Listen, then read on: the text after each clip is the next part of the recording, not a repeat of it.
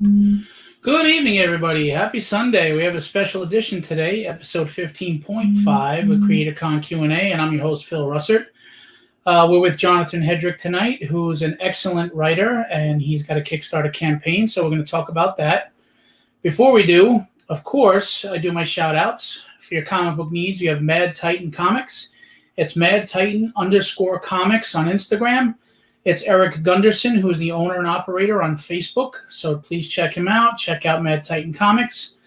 We have LesDudis.com, LesDudis.com. That's Andy Lee, everything pop culture and everything geek culture. Andy is also the amazing graphic designer that was behind all my promos. So thank you to Andy for those images. We also have It Came From the Radio, which is an online podcast show. It is hosted by Mark Torres and his crew. It's very informative for pop culture and indie culture. I highly recommend you check them out. They're on every platform possible, so there's no need to shout those out. And finally, as usual, we have Enrique Lopez. Go to his Instagram page, Studio MAENEFL, and every Monday at 8 p.m., Inking with Kike. He has a special guest while he inks live. He's had people like Keith Williams on his show, so please go check him out. Every Monday at 8 p.m. Also, he has his anthology book, Stupendous, out right now. If you go to Facebook and you private message Enrique Lopez, he will help you purchase a book. He also has Horrendous coming out soon, which is a follow-up anthology book. Having said that, tonight we have Jonathan Hedrick. Jonathan, I read his books, and I have to tell you they're really good. He covers all different genres. He has an Ashcan issue of Recount, which is political and espionage, and he also has a very well-acclaimed horror title. It was Freakshow Princess, which I read, and it's really good.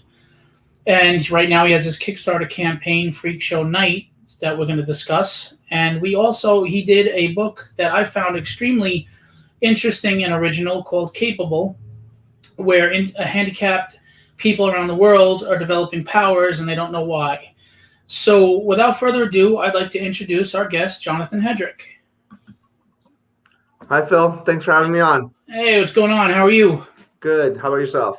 Good. So at least my kids are on here now. We were backstage before, and my youngest daughter hijacked everything, so we're not going to get hijacked now. That's fine. So the campaign seems to be going well.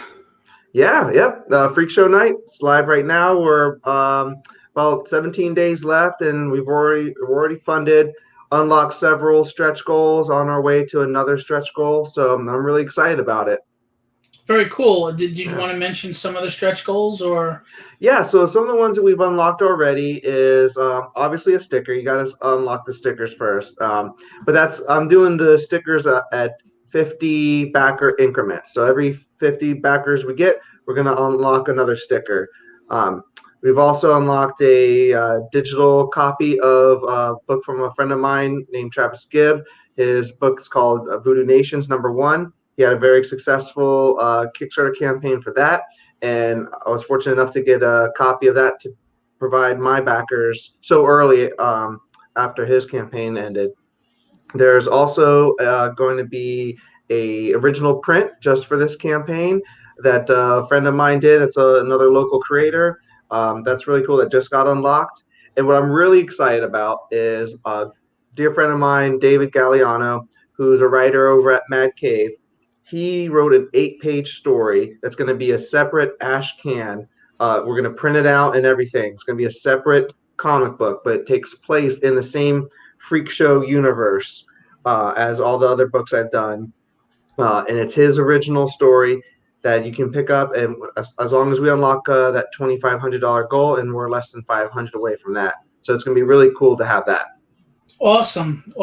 Yeah. Before we get into everything, just so you know, you're getting a lot of shout outs and hellos. Oh, hello, everyone. My Rogues Gallery said whoop whoop, and he said hello. And then Joe Tolliver, everybody knows Joe with his comics cast. He says, hey, I know this guy. And he said, I love this guy's stuff. His graphics are fantastic. Phil Leon, hello, man. How you doing? A fellow Phil. So we're getting a little love early. Now, I was able to read everything so far. I mean, I didn't read Freakshow Knight yet, but I was really impressed with Freakshow Princess. I have to say, actually, I was impressed with all of them. Thank you. And we're going to get into depth on all those books. Which, by the way, if you look on the bottom, scrolling, you can see Jonathan's Instagram, his Facebook. You can also see at his Scouts Comics, www.scoutscomics.com. There is the link to the Kickstarter currently going right now. So please go pledge right now. You can do it. It's not expensive. And then you have his Comixology page where you can buy all of these books we're going to discuss today. And I guarantee you, he's very versatile. He's going to reach somebody for what they're interested in. So go check that out. So let's start from the beginning. What inspired you to become a writer? Well, I've always was writing, and English was one of my better subjects in grade school. I always leaned towards that, whether I was enjoying it or not. But my teachers were coming back to me saying, you're a good writer. You should try to harder. But when I was a kid in school, I was like, C's get degrees. I was just trying to do the bare minimum. But I guess something showed, and I loved reading. I've always been a fan of books, and obviously comic books as well. Several years ago, I started toying around with the idea of just writing my own short stories, with no intentions of ever getting it published, just for fun. Because I always had like ideas and stories in my head, and it just the creative process was in me. So I just put that stuff down on paper.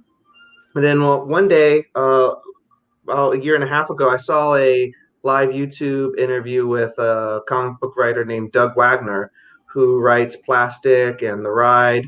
And I asked him, and I said, what would you recommend? Would you recommend someone get into comic books? And his advice was just make a comic book. Because nowadays with the internet, you could hire someone as your artist on the other side of the country. Right. They can email you the files. Then you send that to your colorist, and then you send that to your letterer. Then you send the finished product to the printer, and it's done. You never even are in the same room with each other. So it's more doable now than it ever was before. And with Facebook and Instagram, you can see their abilities, their sequential abilities, etc. Right there. There's no need to get portfolio reviews. It's like, hey, I've seen you, I've been following you, I love it. Nice. Exactly. But I have to say, if Freakshow Princess is any indication of what's in your mind, I'm a little concerned. Good point. If you like horror, it is a good book, man. It is, and look, I know zombies can get played out and stuff, but this is not. This is not at all. It's not even. There's a human take involved in this, and it's psychological. It's much more than just zombies busting down the door. Exactly. So I enjoyed it thoroughly. As a matter of fact, before we came on, I was telling somebody about it to read it. So you started writing in school, and you went from there, and you started to pick this up. Do you have writer influences? Yes. When I really started reading comic books seriously when I was growing up, because when you're a kid, you would grab them off the spinner rack at the grocery store just because it looked cool. Wolverine was doing something awesome or whatever, and you didn't really read it in a serial way. But when I started buying them on a weekly basis, I was really following Chuck Dixon's work in the 90s when he was writing the Batman titles. And that was when you had the big events in the 90s.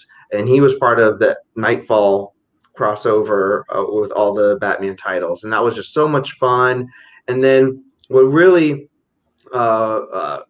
hit it home with me with his writing was his solo Robin title, which went on for over 100 issues. And I was in middle school and high school while Tim Drake, that Robin, was doing the same thing. And he didn't have superpowers. And I was like, wow, if I could just find some millionaire to adopt me, and if I start doing some crunches, maybe I could be Robin. And you wouldn't need a Kickstarter. And I wouldn't need a Kickstarter, yeah. But his voice, the way Chuck Dixon wrote, he could tune you into what a high schooler was thinking. He didn't play it down. He didn't dumb it down. So I really was, it was really relatable to me. So that got me to reading more of his stuff, because Robin was only coming out once a month. So then I picked up Nightwing and Detective, and then it just branched out further. So Nice. I owe a lot to his writing. By the way, Brandon Hammock said, "Love his work. Going to be starting a Oh, Freakshow Princess sketch variant soon. Got a good idea on what to do. cool. Can't wait to read the new book." Awesome. Looking forward to Thanks. seeing that, Brandon. Yeah, and Brandon, thanks always for supporting the show. We appreciate it, and Mm. thanks for handling my annoying tags. I want to remind everybody tonight we have a free art print giveaway for the best questions. So if you have questions for Jonathan, throw them out there, and I will determine the best question overnight and announce a winner tomorrow for some free art prints. Okay, so throw them at us. Be part of the conversation. Yep. We love it. All right, so the funny thing is, hi Ryan, Chuck, is not a horror writer. No. But you seem to really excel at horror writing. I mean, don't get me wrong, you do great at the other genres as well, but very well. But you seem to be at home with that, the psychological aspect in the horror too. Where does that stem from? I grew up watching horror movies. Fortunately, TV was my babysitter growing up with a single mother, who was going through school, raising me on her own. So HBO was cheaper as a babysitter than it was actually getting a real babysitter. So I found myself watching some things that I probably shouldn't have at an early age. But thankfully, I was, mature enough in that state of mind to know, not to act on any of that stuff. But I So, like when absorbed I a lot watched of it. Tom and Jerry, I didn't decide to hit a cat in the face with a lawn rake. Exactly. Okay. Yeah, I knew that. That's just TV. That's just TV. But yeah, when I wrote Freakshow Princess, it was actually a short story a long time ago, in more prose format than a comic book style format.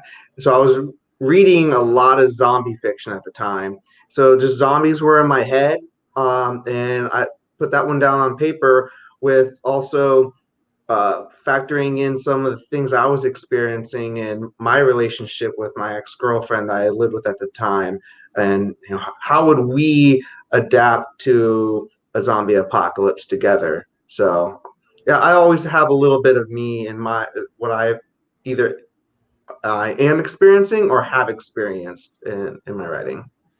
Have you always gone for that more psychological aspect in horror than you do just the simple blood and guts and violence? Yeah. To me, that's kind of it's harder to have a horror comic book be scary than a horror movie, because in the movie you have so many other things that help you out with building the suspense. Soundtracks and Yeah, everything, mood setting. exactly. The special effects and all that stuff. With comics, you really need to be story driven. The art's there to move it along too. But if no one's going to read someone just getting their heads cut off panel after panel after panel, there's got to be something there to it.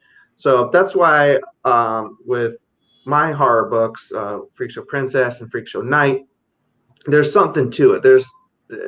The zombies are actually in the background, not Right. literally. They're there in the foreground too, but it's more of a story about the people with zombies there too. Absolutely. And obviously not to give anything away, but the ending is like, whoa. Yes, I hear Yeah. that a lot. Yeah, well, I had said to you behind the stage, it kind of is reminiscent, not that the story is the same, but it's reminiscent of The Mist, where you get that ending that you didn't expect, and it just sits with you. I mean, it really resonates and sits with you like, oh, man. And I'm a big Stephen King fan, so for it to be even compared to that is very flattering. And I love twist endings. I like things that make you think afterwards. I like more subtle endings, instead of the one that you saw coming a mile away. Yeah, I loved it. And then, we're going to get back to this book, and then I read Capable, Right. which to me was a storyline that, that was a plot that you don't see anywhere. Mm. And there were serious moments in the book, but it's a lot more lighter of tone. It's not the horror genre. Tell us about Capable. Yeah, so Capable is my superhero series. Right now, there's 2 issues out. The third one's on its way, and it takes place in a world where one day people with handicap uh, are gain a superpower that's opposite of what their disability is. So we see some people doing the right thing, and obviously we see people doing the wrong thing. And where Capable came to me was I really like the what if concepts. What if just this one thing in our world changed? Uh, not to go too crazy because like zombies, that's one change. But then when zombies are flying, that's 2 things, and now you're getting Right. crazy with it. So Capable, I can't. And by the way, there's no flying zombies in Freakshow No, Princess. Don't worry. no, don't worry about that. But Cable, I thought there was so much story that could be told in a world where people with disabilities now they're not just uh, capable now, they're actually super powered. And what would come from that? Because I imagine now, I don't identify as someone with a disability, and I don't pander that book to that culture either. I try to represent them as polite and respectful as possible. But I would imagine that folks in that community probably haven't been treated well from time to time in their lives, some more than others. So, what would that person do if the tables were turned? So, and you said you read them. Second issue, we see our first bad guy and why he's a bad guy, and I play on that more as the series progresses. I also like just how you start to touch upon, as you just said, though, you go from being quote unquote incapable Right. to more than capable. Hmm. And honestly, how many of us will do the right thing? How many would not? Or Right. how about it's a growing process that maybe you don't start off the right way, but you grow and you mature and you get Exactly. straight and narrow. Right. So I agree. By the way, just Pete Vasquez, another artist, said morning. Heather Ellen said hello. Huh. Remember, everybody, throw questions out. You get free art. Um, and then and I want to ask you about why an ash can, not a full book, but Recount was interesting to me too. It touches on the political and the espionage, which again, here we are, a third different realm, which Right. you're very versatile and you handle each one of them very well. Thank you. A lot of writers like to stick to the kind of same genre. I'm a horror writer. Hmm. I'm a private eye kind of guy. Whatever. Right. You're going across the spectrum and you're succeeding. So tell us about Recount and tell me why an ash can instead of a full-fledged book and what's going to be following up. Sure. So Recount is actually going to be published from Scout Comics. That's my first series that's got picked up by a publisher. I'm really, really excited about it because that just kind of solidifies, what I'm working towards. And the synopsis of the Recount is a fictional president, not based off of any politician that we know of, is assassinated by someone in his Secret Service detail. And quickly after that, the conspirators who planned this, they come out in the public and announce that they're planning to release the voting information to give everyone in America the information of who voted for this corrupt president. And they are encouraging people to turn on each other. Um, in the meantime, the vice president, who now gets thrust into this role, is having to maintain what little amount of democracy we have left in our country in such a quick way. And the only person she can trust is someone else on the Secret Service detail that did not care for the president before her, and they have opposing political views and beliefs, but they have to work together because there's no one they can trust. So that's actually going to be a 4-issue miniseries. Issue 1 drops November 11th this year, and it can be pre-ordered right now. So if you go to your local comic book store, ask them for the Recount, they can pre-order it now through Diamond. And as far as the Ash Can, I already had the most of the miniseries already figured out, and just one night I was just brainstorming. And that's where a lot of my ideas come from when I'm just laying in bed and can't sleep. Um, Sorry, my cat's getting involved with this. It's okay. Don't worry about it. I had uh, my cat. You didn't see that episode. I had my cat shut off my mic and my camera. So oh, God. Yep. now I blockade the door. He looks That's what happy. says I. Yeah. But as far as the ash can goes, uh, the idea just came to me that I could just do 4 pages really quick, and it could get put out and start building some hype about this book. Because it takes a long time to make a comic book. I don't think a lot of people realize the process of it, especially with indie comic books when you don't have a huge publisher that's fronting the cost to Right. make things go. I'm putting the bill up for everything. So, and my artist, he's got other projects too. So the ash can was a way to get something out there to get people excited about the project.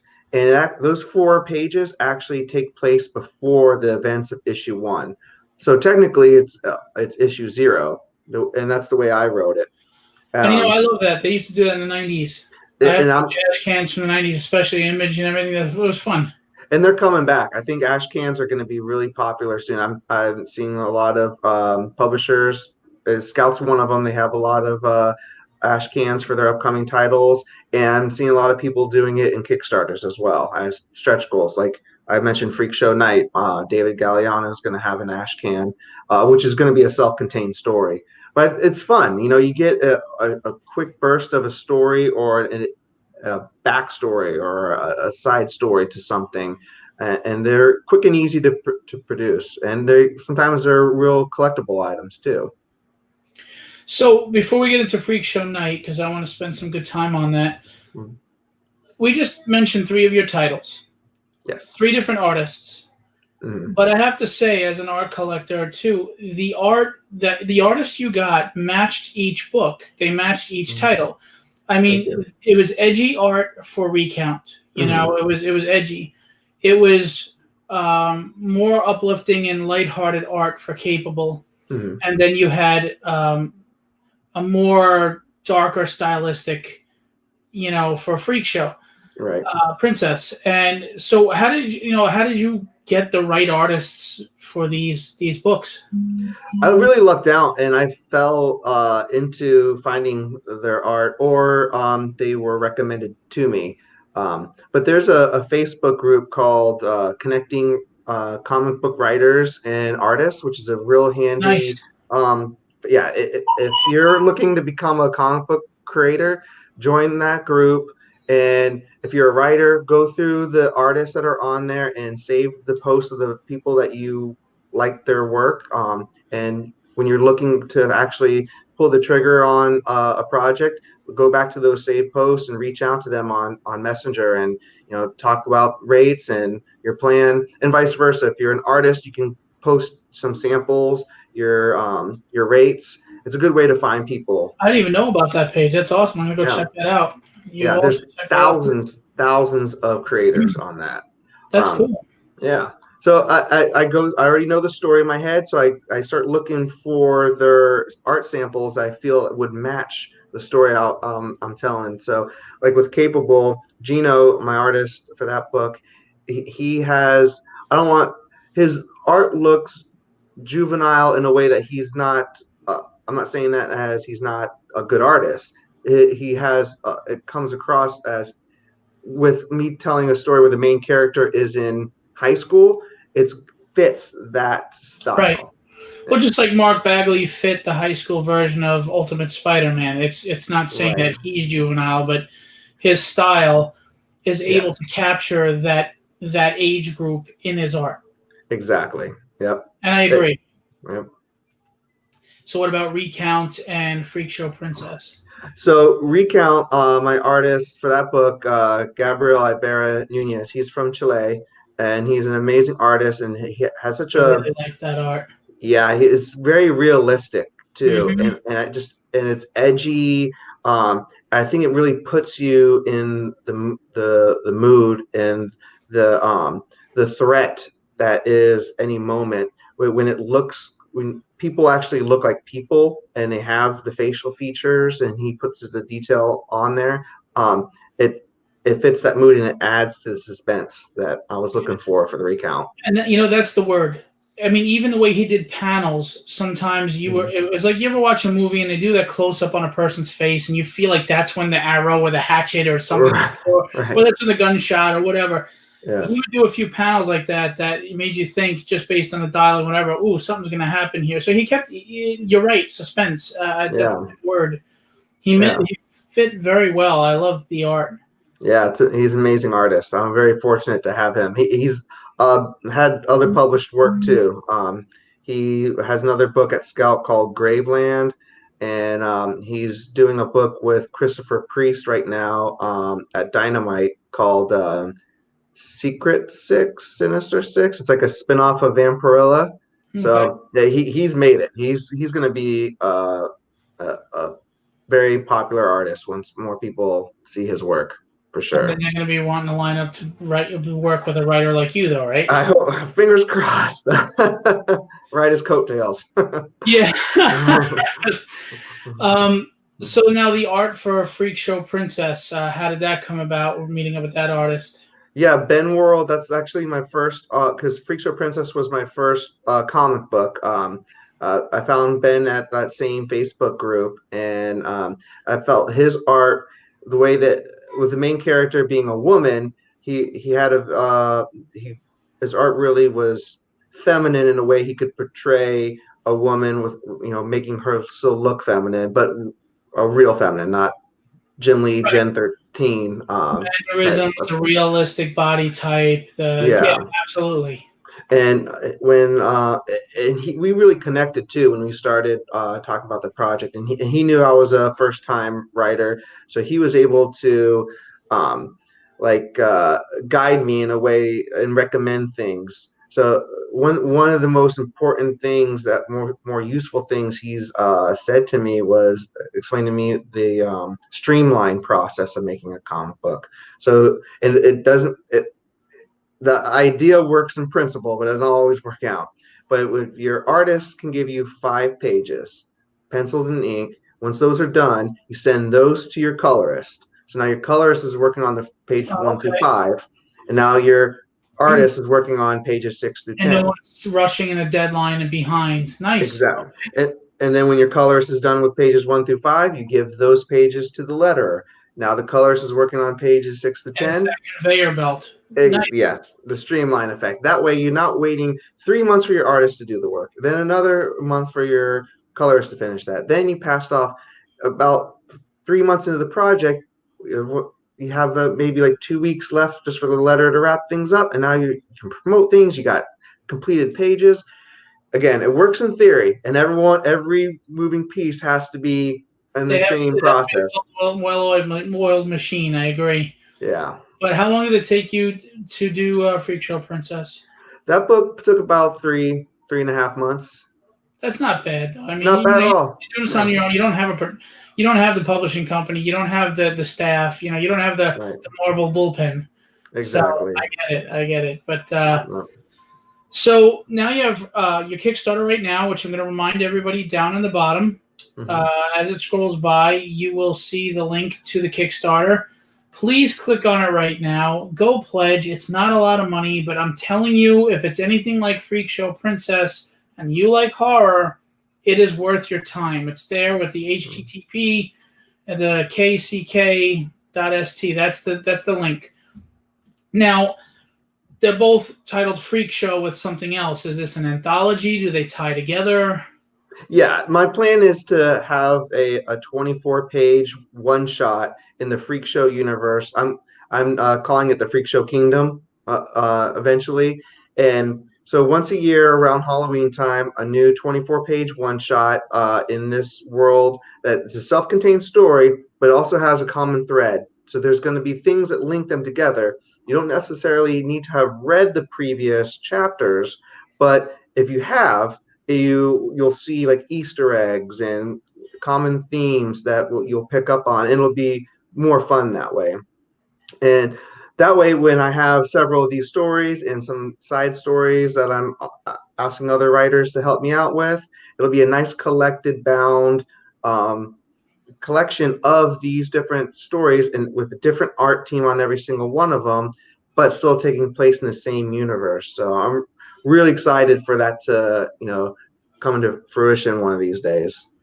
Now, obviously, I know with Freakshow Princess, we haven't gotten into any details because it would ruin it. It's Right. kind of like, you don't want anybody telling you about the Sixth Sense because that's gonna, it's gonna lead to you figuring out, or maybe falling upon the ending.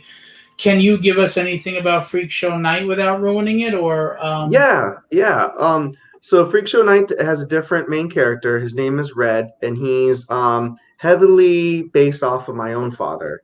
I think I mentioned earlier that my mom raised me from a good amount of my life as a single mother, and Red, my father, I just recently met him about 5 years ago, Oh, and I met him because I Google searched him, and I was able to find him because he has a criminal record.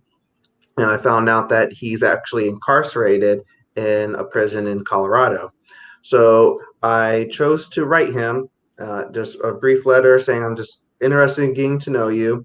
And what that led to was us exchanging letters back and forth, which turned into phone calls. And then one day I flew out there and met him in person, and he has a real amazing story of why he's in prison. Yes, he made a mistake, and that one-time mistake, cost him a good chunk of years of his life. But I took from his experience of why he went into prison and put that into this zombie story, and it's kind of scary how easily it linked up. It wasn't hard to put his story into a zombie universe, and it was also nice and kind of cathartic for me to write my father into a comic book at the same time. And I told him about it too, and he was 100% on board. that's cool. He's Yeah, immortalized in a book. Now, is his yeah. name actually Red, or did you pick that name? Because it makes me think of Shawshank Redemption. Oh, his name's actually Red. Yeah, Okay. R-E-D. Yeah, Because I yeah, don't know if you ever saw Shawshank Redemption. yeah. Red, Oh, I'm a he has Stephen a King fan, so story. yeah. He made that one stupid mistake as a kid, and he was in Mhm. prison for life. And Yeah. and so I just wondered if you kind of mixed or got that from there. That's interesting. That's a happy coincidence. But yeah, I love Shawshank. I'm a huge A Stephen King Stephen King fan. fan, exactly. Yep. I've met Stephen King once before. I've been to his house, not inside, but I was in Stalking up Maine. from a Yeah, I brand was. new. Yeah. Blow, blowing, I love fogging you. up his I window love and writing a you. heart Yeah. on it. I love you. Yeah. As a matter of fact, you're probably inspiration for his next Misery 2. Now, Right. Oh. that's good. That's good. Yeah. So, I am impressed with your writing, but I'm also impressed with your ability to have the artist match the tone of the book. Hmm. I'm impressed with the fact that you have three different books that can reach three different tastes of people. Right. Again, the Kickstarter right now going on for Freakshow Knight. So I want you to please go look at it. If you can't afford to pledge, share. Exposure. Jonathan, like the rest of us, has his dreams, his goals that he's trying to achieve. And yeah, unfortunately, there are some people that maybe they're just not, good enough. Jonathan is. I'm just Thank telling you. you, I don't know Jonathan. This is my first time meeting him face to face. Mhm. We had brief encounters online. I read the books. I think he's very talented. This is an unbiased and an unsolicited, unpaid solicitation. I really think you won't be disappointed if you support these books. They don't cost a lot. Even if you could just get one of them, just please support him. He's really worth it. Thank you. So, as a writer, you said Chuck Dixon is your a big influence. Yeah. Would you ever want to work for DC or Marvel or Image? Oh, absolutely. I think that's a lot of creators' dreams, because once you open up that door, then so many other doors open up. So if I could work for one of the big two full time, and that's paying my rent and Right. groceries and other bills. It's not like I only have to write that. I could still write my own IPs and publish those to Sure. the independent markets like Image and Scout. And that's what real best thing that came out of the 90s, is that mass exodus from Marvel that created Image, because now these the big two know that their creators, they have ideas, and if you don't let them flex that creativity, they'll find it someplace else.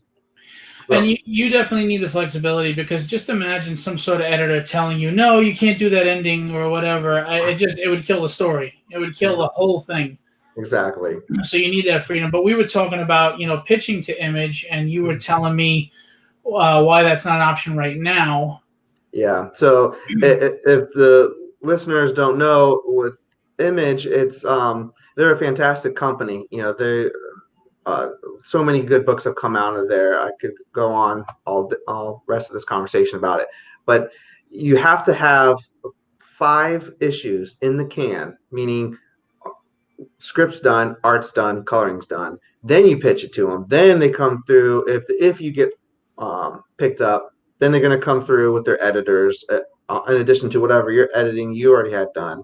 So having 5 independent books that you haven't put out yet, that's a lot of time and that's a lot of money to invest in.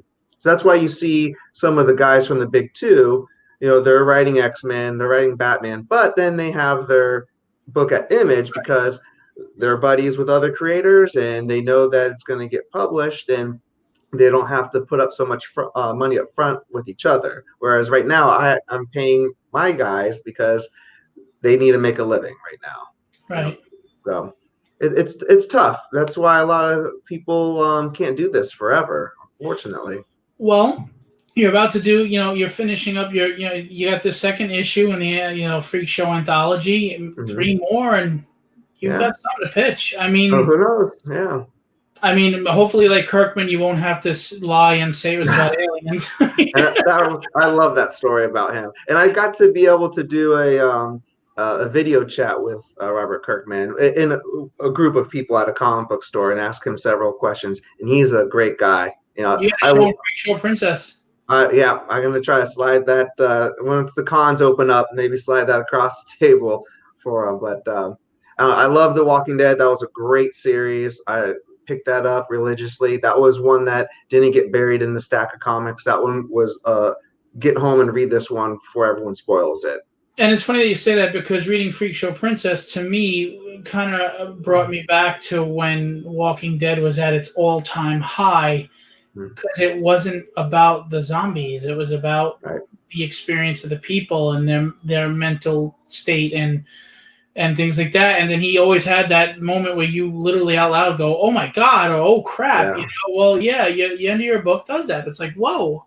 Yeah. Thank you. Yeah. And you got a lot of accolades for Freak Show Princess. Yeah. Last month, right before the campaign launch for Freakshow Knight, I learned that I won 4 awards through this award group called Indie Originals, who I sent them Freakshow Princess last year, but things got held up because of COVID, and yeah, it won Best Zombie Horror Book, which was very flattering. Best Horror Comic Book. I think it was, I can't remember the title of the award, but it was the best in selection of comics. And then they were kind enough to give me Best New Writer. So, I mean, I'm trying to stay really humble with it. But for that, that was my first book, and to get be so well received is just an honor. Now, if you get off that tree outside Stephen King's house and you don't get the restraining order and arrested, you have a good shot. You have a good shot in the future. Yeah, that's true. So, if you could work on an existing title in DC or Marvel, what title would it be, and who would be a creative team? That's a great question. I was thinking about this earlier, and I really like what Tom Taylor gets to do at DC. He did Injustice and Deceased, and not right now he's doing Hellblazer on their Black label. And especially with Injustice and Deceased, those don't take place in continuity. So Like he the can what just if you said, yeah. exact. And like I said, I'm a big fan of what if concepts. You just change one thing and you can just go to town on storytelling with that. So I would love to do something like that. Give me just a 7-issue miniseries where it's not in continuity and I can just have fun and do whatever I want with Superman and Batman and Wonder Woman, and let that be my proving ground with these characters. Let me show you how much I know of their mythos. So that would be something I'd want to do. Or Batman, just the Batman title. And what would be your creative team? Oh, as far as art goes, I would love to work with Greg Capullo because I was reading him in the '90s when he was the new guy on Spawn, and I was like, "Wow, this guy!" He would fit Freak Show really well. Yeah. Get him to a variant cover. Oh man, that would be awesome. I'll Yeah. get you to his agent. Of course, it's probably going to cost you an arm and a leg, but Oh, of course, right. Maybe we can work out a deal. I'll give him comps or something. Yeah, but that would be awesome. That would be a dream come true. what about inker? Or what about colorist? Anybody? Yeah, well, I like to think that I'm a lazy writer when it comes to hiring my art team. So I always look for a pencil, an artist that can do pencils and inks. Um, but colorist, I think his name Hi-Fi. He does some coloring at DC. That's phenomenal. I don't, it's obviously not his real name, and I apologize if that's It would actually be a it. bad first. Yeah, if that was his real Yeah, name, I'd ask what his parents were doing. Is everything? right. But yeah, there's just so many creators. It's hard just to name one or a few of them. By the way, I'll tell you, a great colorist, Sigmund Torres. He Oh worked for yeah, DC briefly. hmm He's phenomenal. Great yeah, colorist. And I know a lot of great artists too. If you ever need in the future, yeah. normally they're on. They're not on tonight, but I can always direct you to them. Yeah, that'd be great. So, besides Chuck Dixon, any other writer influences? Yeah, I really liked Neil Gaiman's Sandman, and that's such a epic series. That I have every issue, all 75, including the miniseries. And some of them I have multiple copies of just because I'm like, do I have a better copy at home of this? So I better pick it up anyways. So like I have 4 or 5 versions of copies of number 8, the first appearance of Death. Nice.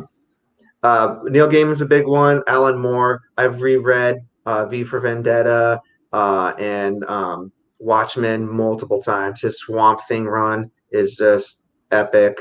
I kind of the Recount may be considered in a way a modern American version of V for Vendetta, if I can, I was say going to something ask like you if that. you think your writing is influenced by them in any way. Uh, So, Absolutely, yeah.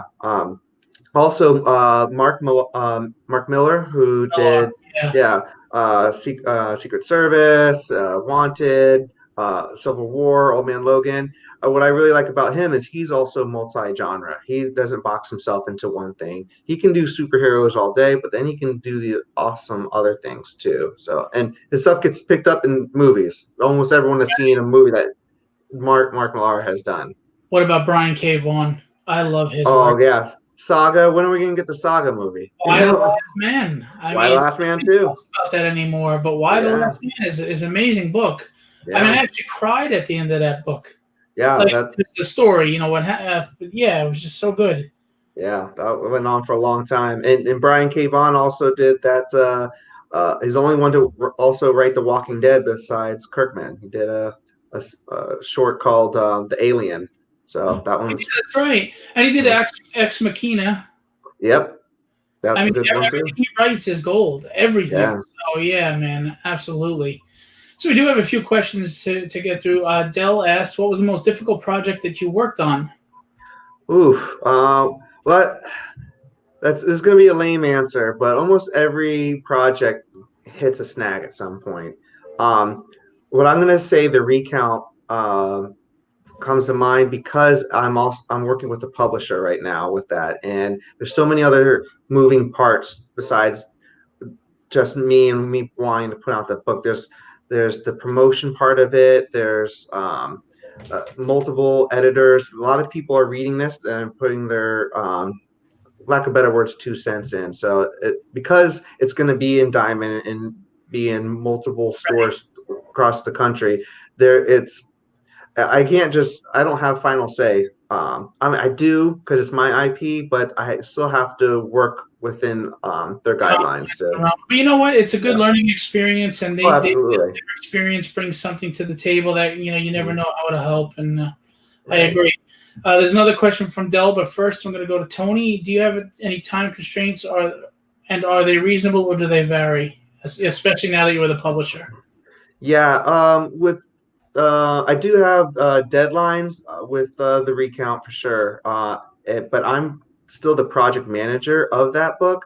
So my scripts are done, but that doesn't mean I can just call it quits. I still need to get the art done for my artist, review it, make sure it matches the script, look at the colorist's work, make sure there's continuity, someone doesn't have a different color shirt from one panel to the next. Right. And now that issue 1 is in Diamond, that means issue 2 is going to be the following. And so time is of the essence. So yeah. See, people don't realize that when you're editing a book, it's not just editing that the spelling and the language is right or whatever. Mm-hmm.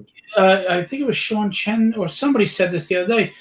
Are the backgrounds consistent? I mean, right. because if you're on a city street and that building is there and this building's here, Mm-hmm. and you haven't moved, it needs to be the same background. Or if you've only moved slightly, you have to adjust, but it's still going to be the same background. So people don't realize that editors have to really look at all that stuff. Colored shirts. They have a tough job. Yeah, like the editors actually missed the cover, that Batman cover with McFarlane. Remember when it has the yellow circle with the sun around it, and they missed it's red on the one part? Yeah. It drives them nuts. Yeah. Dell asked you about writer's block. They get it sometimes, and have you had it? And if so, how do you overcome it?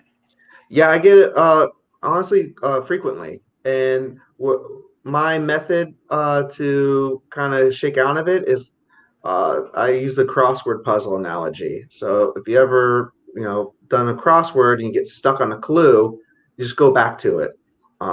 Set it aside, put it down, do something else, and maybe it's just me. I hope other people have had this experience. But then you pick up that puzzle again. You're like, oh, it was right there. I know the clue now.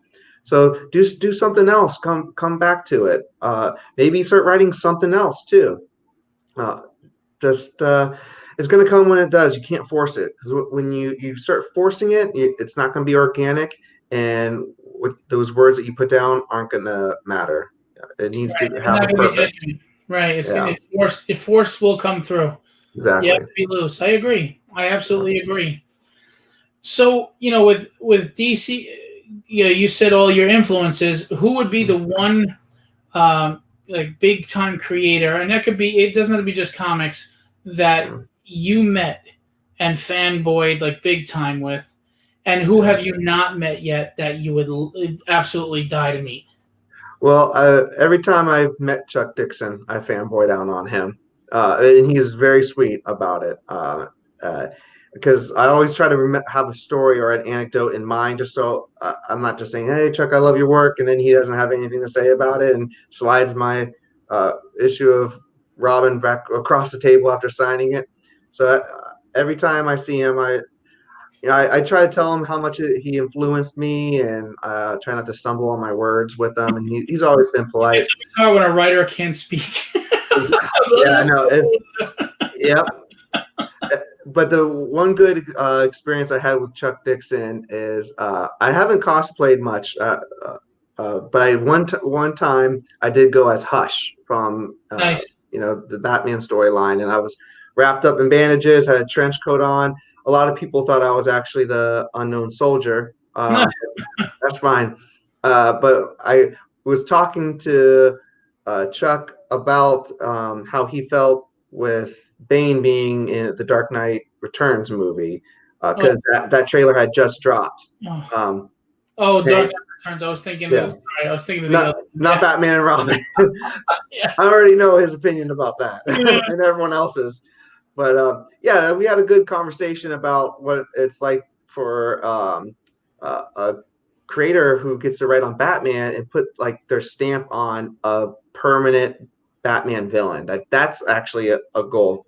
So people may get to write Batman, but are they creating another character that's going to be part of the Rogues Gallery forever?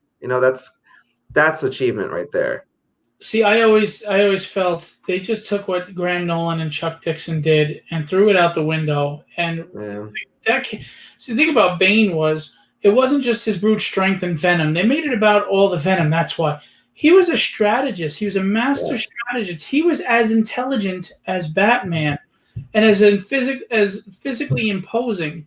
Yes. And he broke his back not because of the venom, because of the way he strategized and tested him and watched him fight. And I mean, all those issues were watching him surmising Batman's skill level and ability, and then wearing him out and making him easy pickings. I mean, it was strategically beautiful. Batman, the greatest detective in the world, didn't know he was pulling these strings and behind the scenes. Yeah. And what Chuck and Graham did to me was they created what could have been the best Batman villain ever made, or at least on par with the Joker. Sure. And DC just like trashed the character. I don't know. I know Tom King tried to bring him back to his strategic ways. Yeah. But it's just, I don't know. It's like, what did they do? Yeah, it's hard. I love Tom King's run on Batman for sure. He did some great storytelling in there. Bane's just a difficult character. He wouldn't be my first one to write.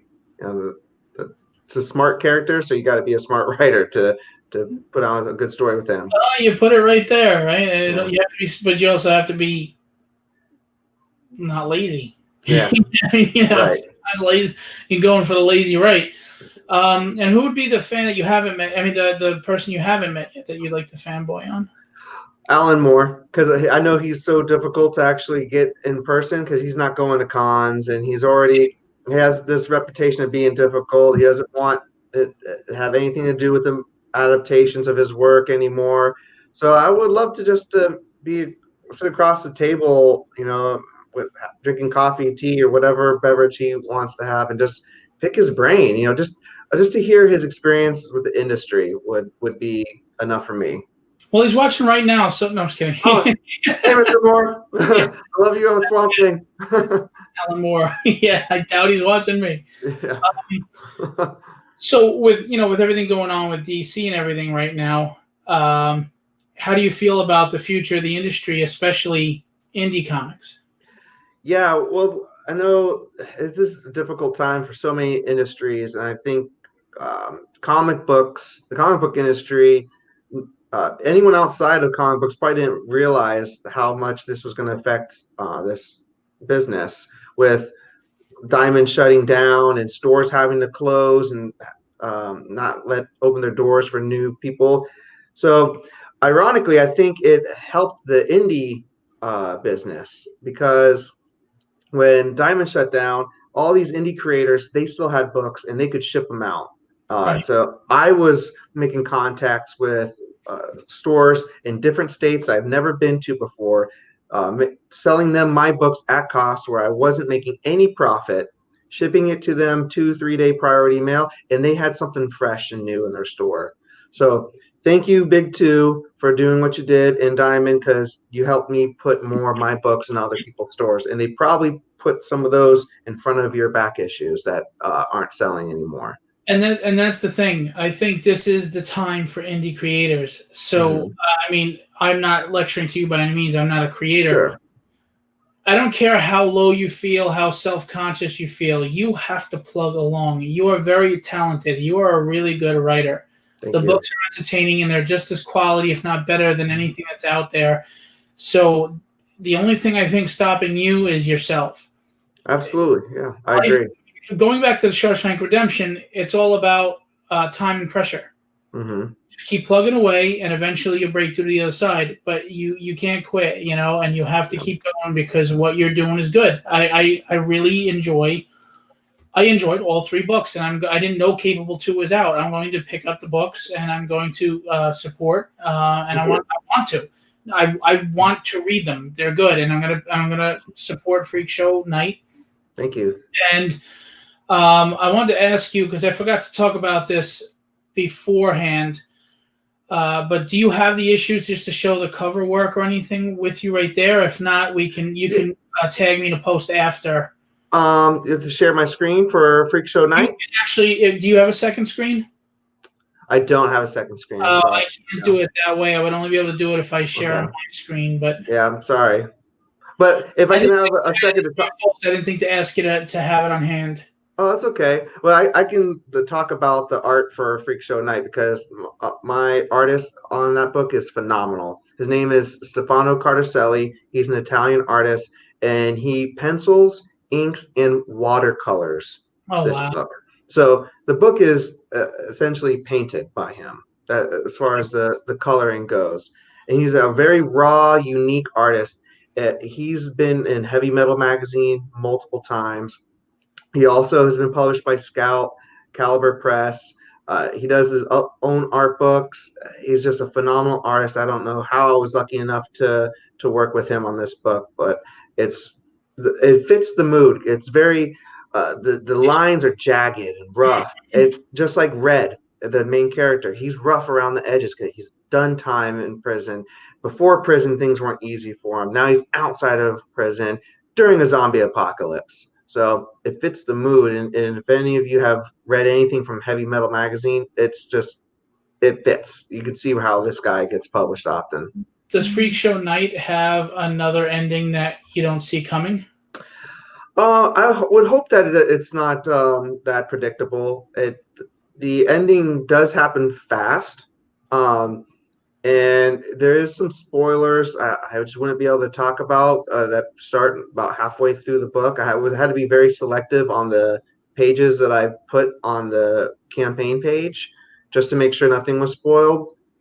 But yeah, I would like to think that it ends with people having not necessarily the similar feel at the end of Freakshow Princess, but eager to see where the story goes after this. But it's good not to you don't repeat the same thing. You want fresh, you want new every time. Yeah. Freakshow Princess, the ending does come quick too, Yeah. but it just comes out of left field quick. It's like a punch in the face, in a good way. Like I mean, a good horror way. I thought it was cool. Yeah. I thought it was great, and the last panel was perfect. Thank you. Yeah. So I'm excited to read Freakshow Knight.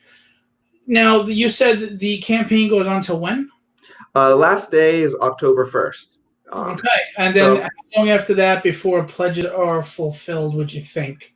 Usually, Kickstarter takes about 15 days so to get the funding. So I'm hoping that I can fulfill the pledges before the end of October so you have it in hand by Halloween because I want it to be fit the season. That would be nice. Yeah. That's cool. What advice would you give aspiring writers looking to do what you're doing? I would say write every day, write often, and you don't all have to write comic books if that's your medium. Write a story about a chair to tell that chair's story. Where did it come from? Where's it going to go afterwards? Where has it been? Write reviews for products that you bought on Amazon or whatever. Stretch your creativity. Can you fulfill a 5-sentence paragraph on a review of that coffee maker you bought? Stretch your skill out, hone your craft. Take chances and just make sure you're doing it often. That's what I would recommend the most. Stalking nights when you're on Stephen King's grounds and you're on his tree branch and staring through his window and putting the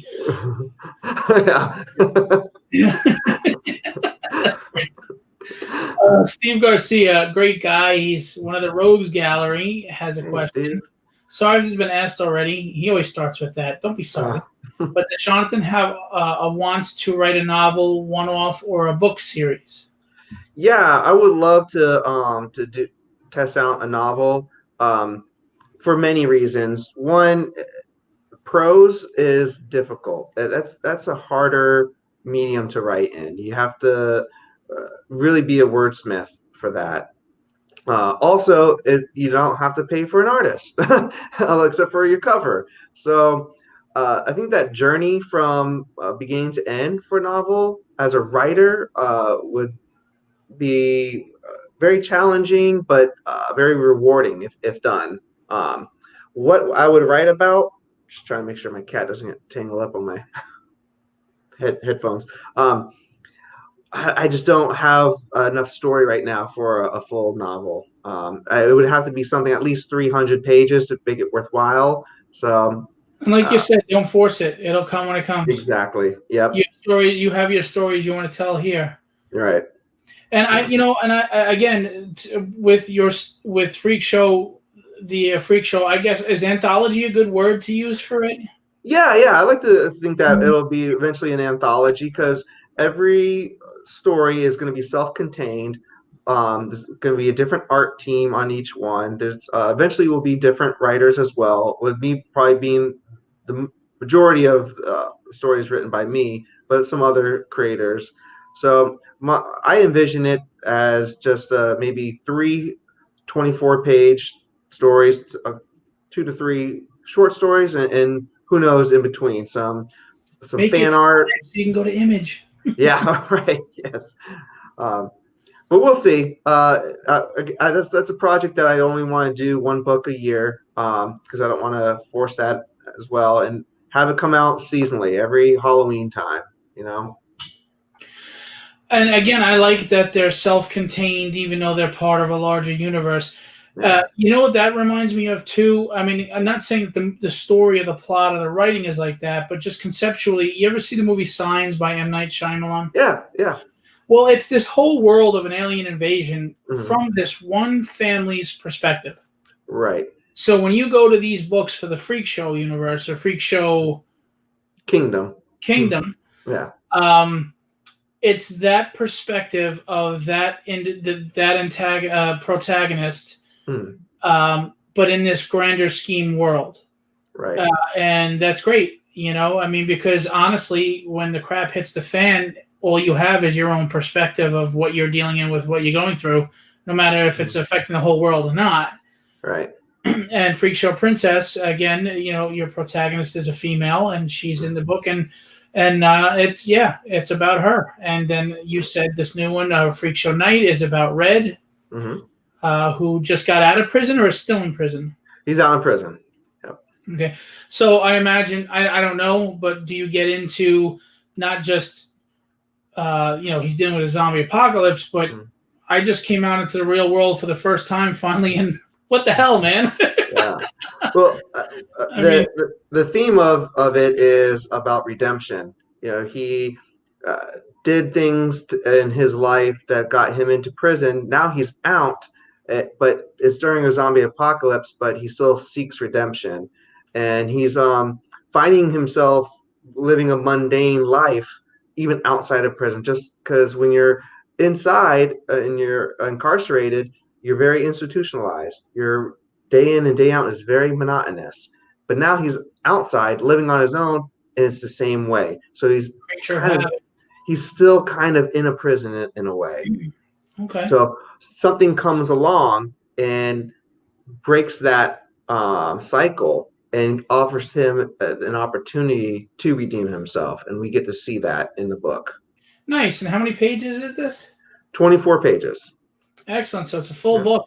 Yeah. Full book. And it's not like, major publishers where you get 22 pages and 5 or 6 of them are ads. So you're getting a nice sized book here.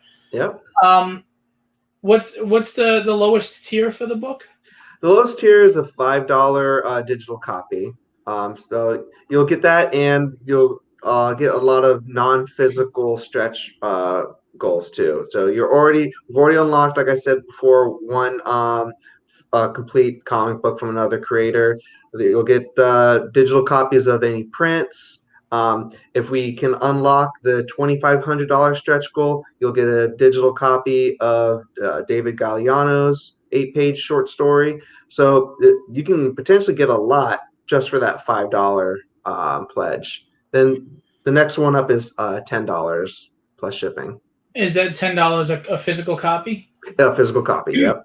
Yeah. See, this is the point I want to make to everybody. We keep buying a lot of. Me personally, I buy some. I don't buy a lot of books anymore, but I'm buying them in the hopes that they'll go back to ways that I liked and enjoyed. So, how much money am I throwing away in a book that I'm really not enjoying every week? Right. For $10, or up to 25, depending on what you want with all the other goals. You're going to get a quality story that you really enjoy, and you're not going to turn around and flip the book and just say, get out of here. You know, I didn't care for it. I'm going to sell it in my comic box for $25 to the local comic store. Right. And, you know, not only you helping Jonathan get to levels to where, you know, maybe he is writing from Image his own book someday that you can go pick up. And you could say, I knew him when, I supported him when.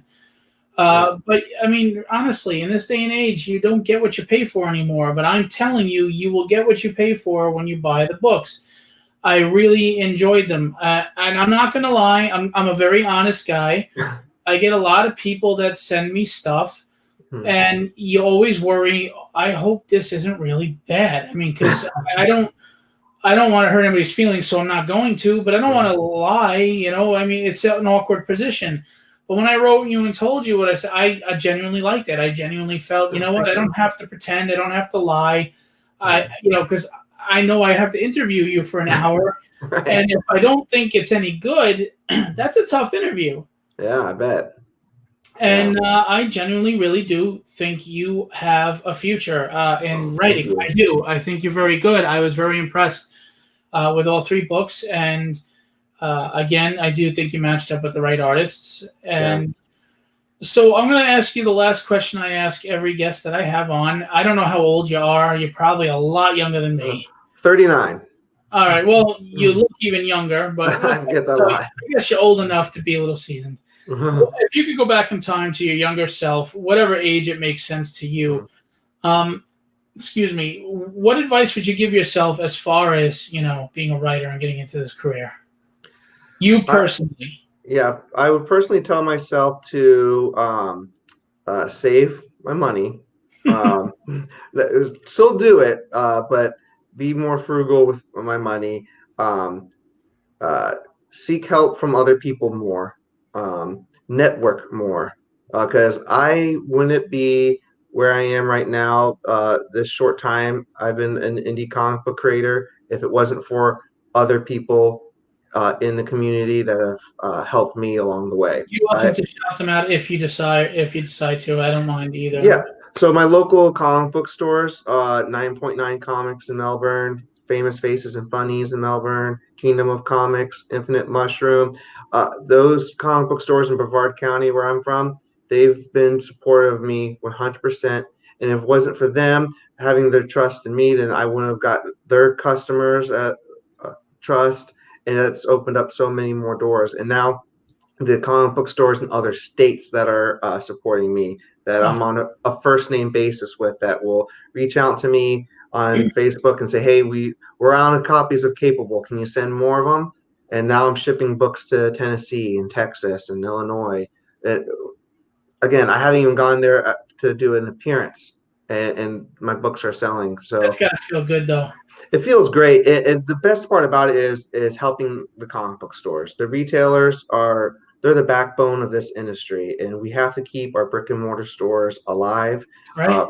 It's not just for the fact that they're selling us comic books. They're a small business, and small businesses are extremely important. And they're the front line, absolutely. Yep. So they don't have the funds to stay alive during something like this. I agree. Yeah. So let me ask you before we go. Well, first, if anybody has any more questions, get them in now to get your chance at free art. Steve Garcia said, yes, networking is extremely important, everything regarding visual entertainment. Yep. You know, I'm going to say this, and people don't like when I say this. I'm seeing a lot of artists that aren't published, a lot of writers that aren't published, and, you know, they're just trying to get attention. They're charging astronomical prices for their work, and they're very talented, and they feel that their talent warrants that price. And I try to explain, successful business people understand that the first several years you're investing. Mm-hmm. You're not making money. You're investing. You're investing your money into a product that when you market it and you expose it to people, they look at it and go, "Oh, I want that." Right. Because if you think you're going to make money right off the bat, you're going to be very, very disappointed. Correct. We're in a world where it's who you are, it's your name, not just your product. There are writers out there right now that are big names. They haven't written anything good in years, but they still get the accolades because of their reputation. You know, our athletes beyond their prime are still getting contracts for what they did 5 years ago, not what they're doing now. That's the reality of life. So I try to tell this to up and coming people, and this is why I think Jonathan has a good head on his shoulders. If you make money, fantastic, but you understand it's about investing your money to make the best product and then just getting exposure, getting it out there. The rest will follow.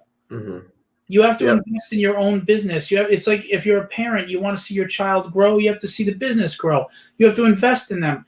You don't get returns on your children until they're adults and they start wiping your drool off your chin. That's right.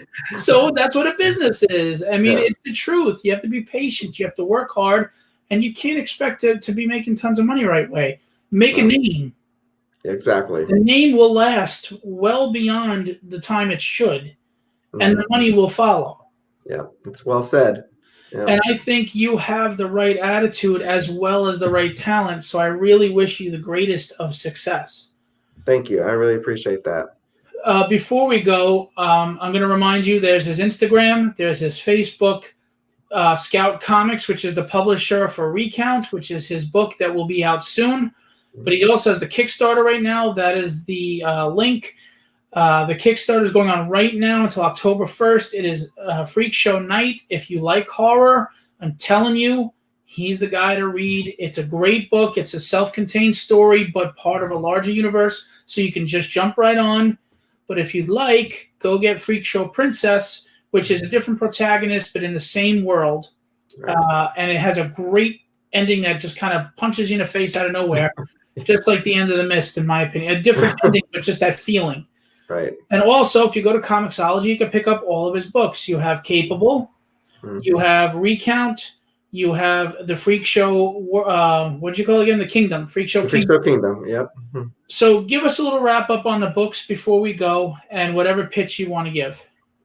Yeah, so Freakshow Princess, my first comic book. That's a self-contained zombie horror story in the style of award-winning. Yes, thank you. Best zombie horror comic book by Indie Originals.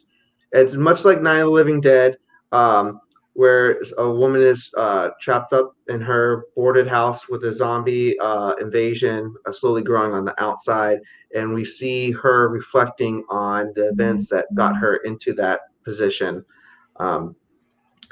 Capable, 2 issues are out for Capable.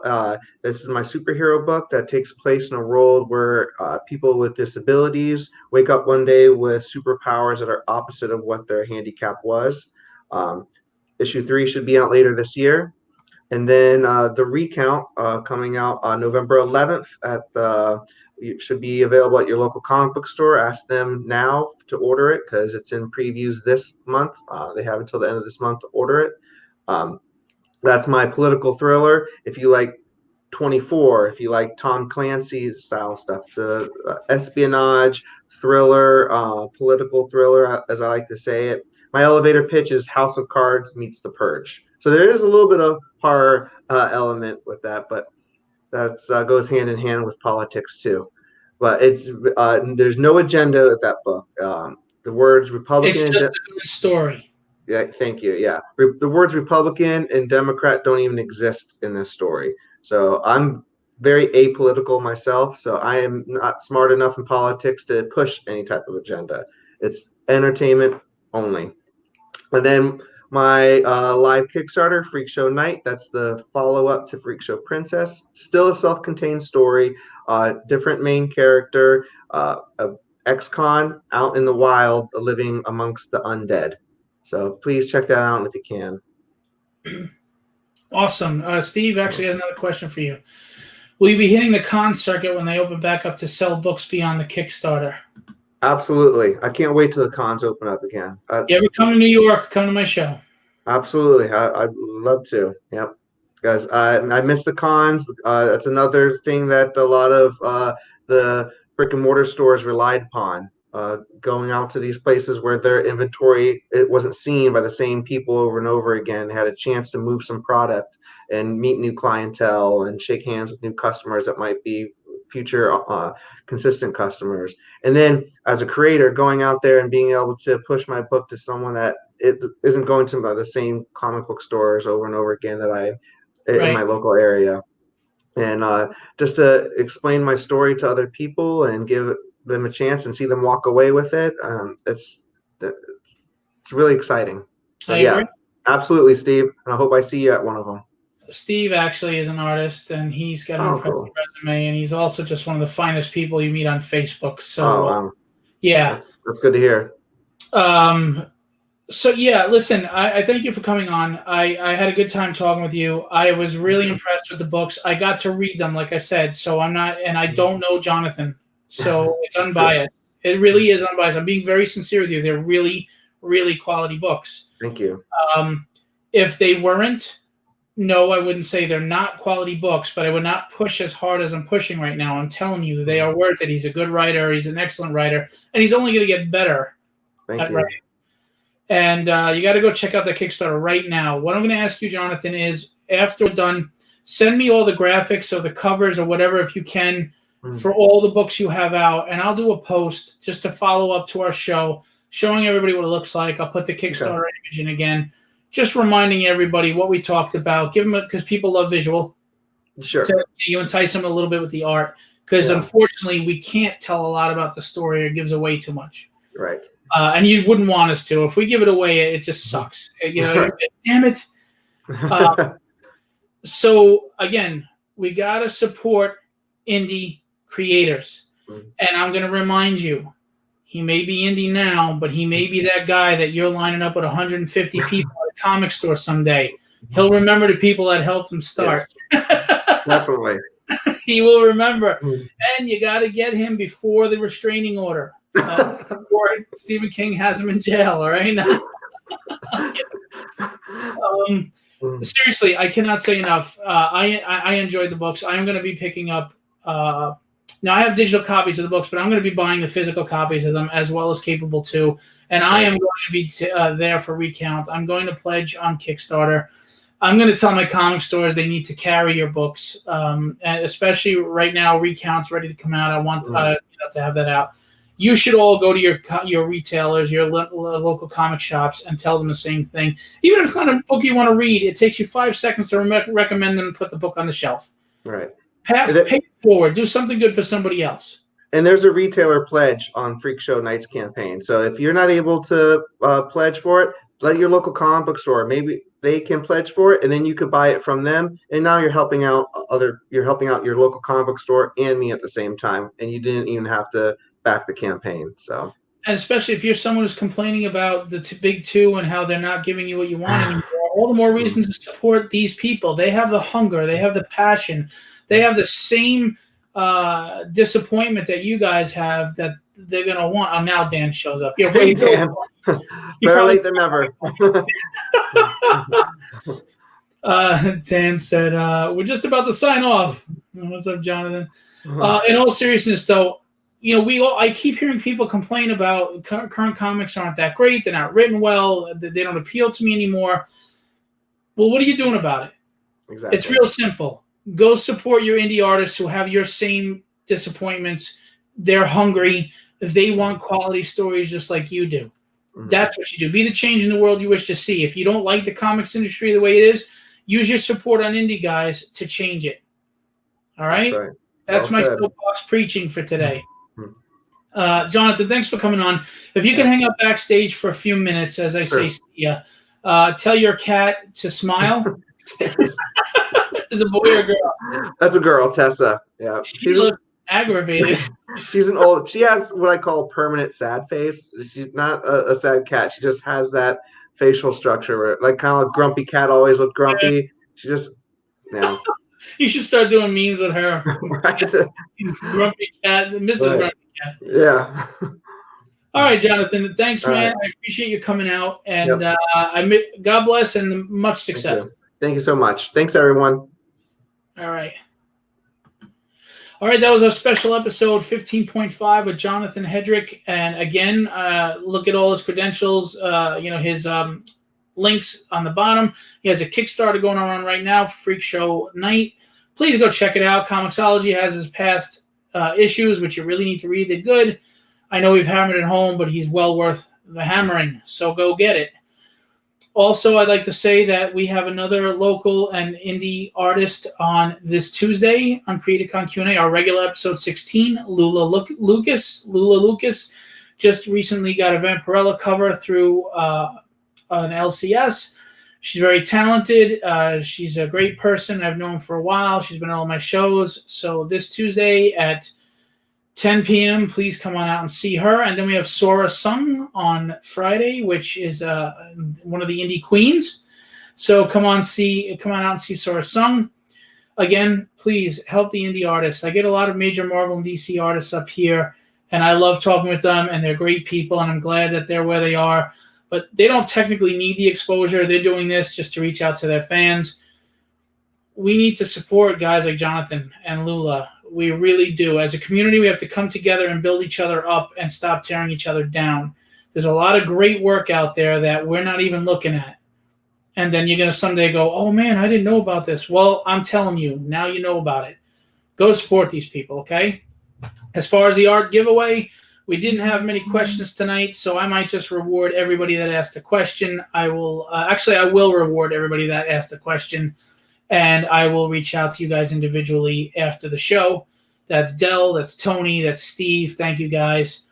And again, thanks to my Rogues Gallery. They come to support. Thanks to the people that came out. Thanks to people that promote the show, share the show, etc. You're all great people. So I will leave you with what I always leave you, and that's have fun, storm at the castle.